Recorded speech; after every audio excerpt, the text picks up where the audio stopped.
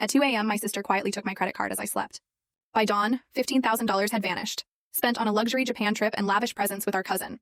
You know that feeling?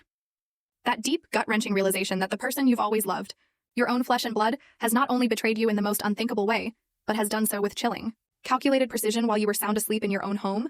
That's where my story begins.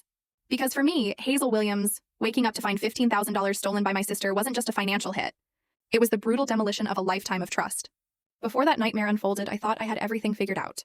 At 32, I built a successful career as a financial analyst and finally owned a beautiful downtown apartment. It was mine.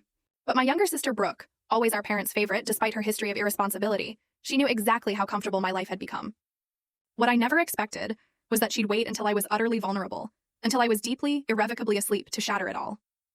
Growing up in Boston, my parents worked hard, but from an early age, it was clear that Brooke and I lived by different rules. Brooke, 3 years younger, could charm her way out of anything. Her big blue eyes, her infectious laugh.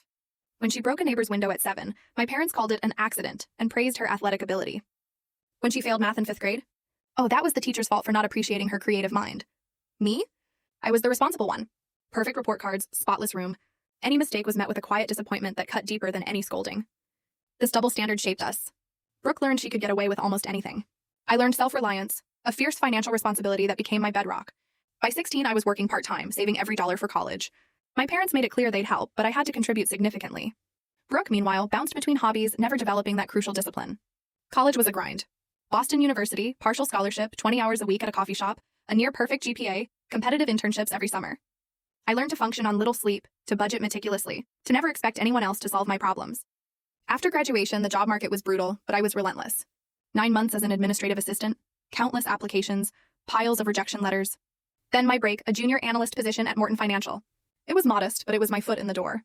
For 5 years, I worked my way up. 12-hour days were standard. I volunteered for the projects no one else wanted.